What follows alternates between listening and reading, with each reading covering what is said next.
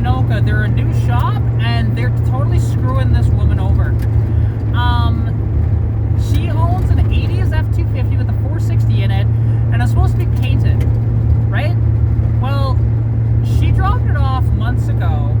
They didn't even touch it. They took her $3,000 and basically ran. They locked the door on her when she went to go pick it up. The car, or the truck, would barely idle. Honestly, it ran like absolute ass, and it was just awful.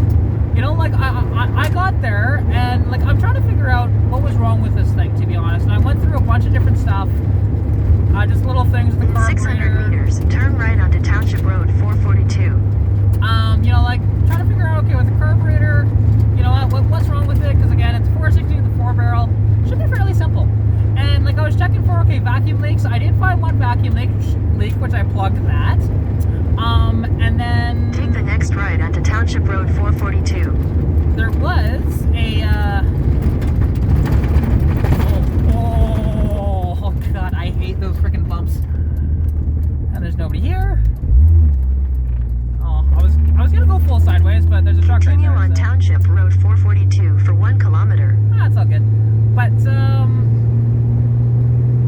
yeah, so basically what it came down to is like, okay, I was checking for vacuum leaks, you know, I was trying to adjust the idle and everything like that. In 600 meters, slight right onto the ramp to Alberta 2 North. And all it was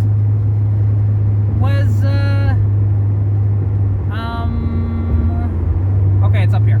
Sorry. I'm just making sure that, yeah, that's number 2 there, so yeah, it'll be left. Okay. Should be, right?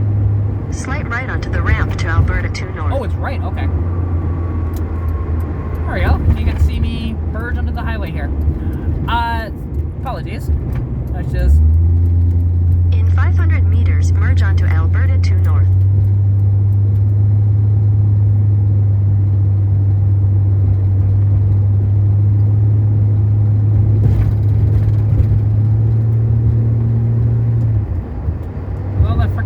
And this guy's not letting me in.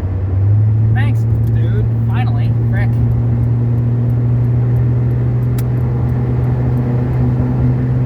I get it though, he had some cars there. So yeah, actually I shouldn't get mad at him. He was being blocked in. Completely understandable. So anyways, okay. So I was just looking through her carburetor and stuff like that and seeing, okay, what's the problem here?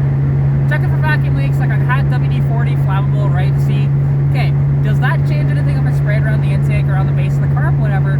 It didn't.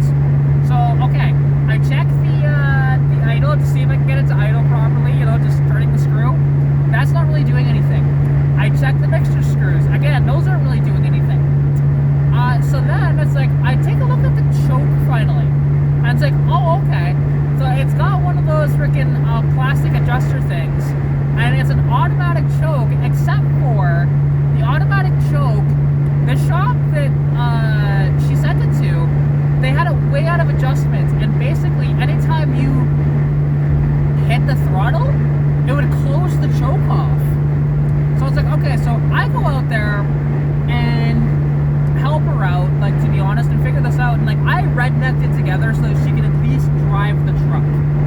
Now, it's still at that yard because she didn't have anybody with her to drive the truck back, but that's okay. You know what? I drove it around the yard a little bit, and the thing runs pretty good, actually. It's a very, very smooth, and you know what? It's good.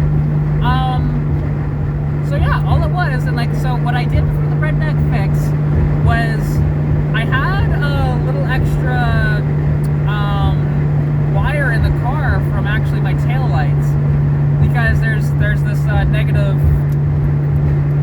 It's supposed to be on the negative side of the brake switch. It's not actually currently. I need to hook it up, but I just haven't done that yet.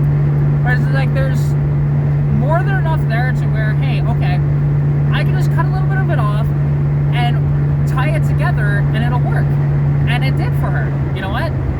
Started the vehicle, like I said, drove it around the yard, and it's great. So it's a redneck temporary fix, but it works, right? I did the same thing with this car when I had the 1-barrel on it and the choke wire melted.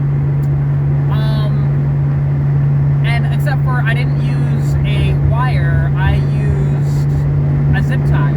Now, unfortunately, I didn't have any zip ties on me, so you know, I couldn't zip tie it together, otherwise I would have. So, yeah, anyways, it gets her, you know, it gets the truck down the road, and you know what? I'm very, very happy to help her out, and, you know, even talking to her, it was a whole thing of, she was just super grateful, and, you know, she tossed me some cash, and I told her, I don't really need anything, but if you want to pay something, you can, and yeah, so basically, that's probably going to pay for my hotel tonight, or it might pay for gas, because I'm thinking I'm going to stay up in Beaumont tonight for, to find a hotel in Beaumont. So, yeah. Yeah, nice, see, this is the one thing when you drive on the highway. The guy turns in front of me without, like, he cuts me off doing it. Ugh, annoying.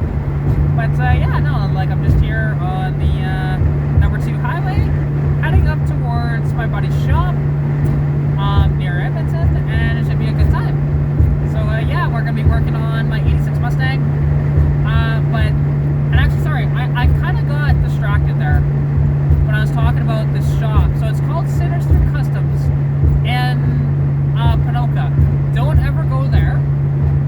It's a brand new shop, and basically, yeah, they took her $3,000 that she gave as a deposit to paint her car or her truck, and won't give it back, and they will deny that the truck was ever there. So yeah, just don't ever deal with them.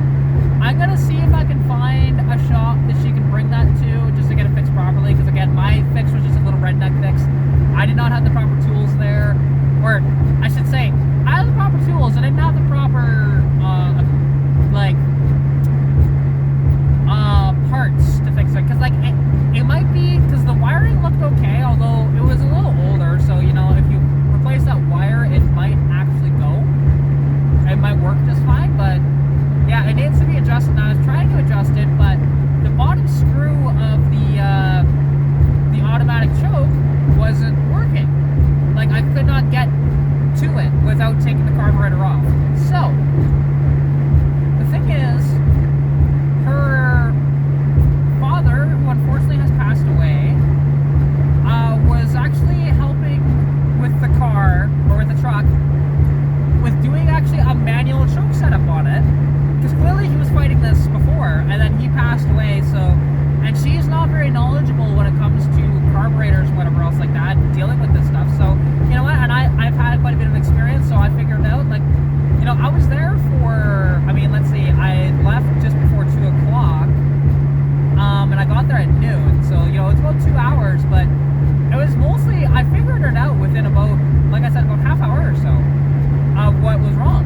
And because I was just going through the checklist in my head, just like, hey, keep it simple, stupid, what is it, what is it, what is it? And then, you know, finally clicked, and it's just like, wait, let's see, and I just had her start the truck, and I opened the choke.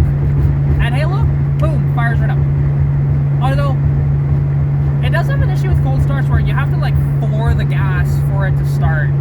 So that's kind of annoying. Which, yeah, like, I think the carburetor needs to be gone through properly that way, too. But, at the very least, she can still drive the truck, and it's not running super rich like it was before either. So, that's good. I fixed that. Again, temporary fix, but it works. Because I did the same thing on this car, like I said, with the 1-barrel carb that I had on it. So, yeah. So now she can drive back, and like I told her, if she needs anything, let me know. I am more than happy to help you out, and you don't have to pay me for my services. You know, she just happened to, which is nice. Again, I could use that money, to be honest. But I didn't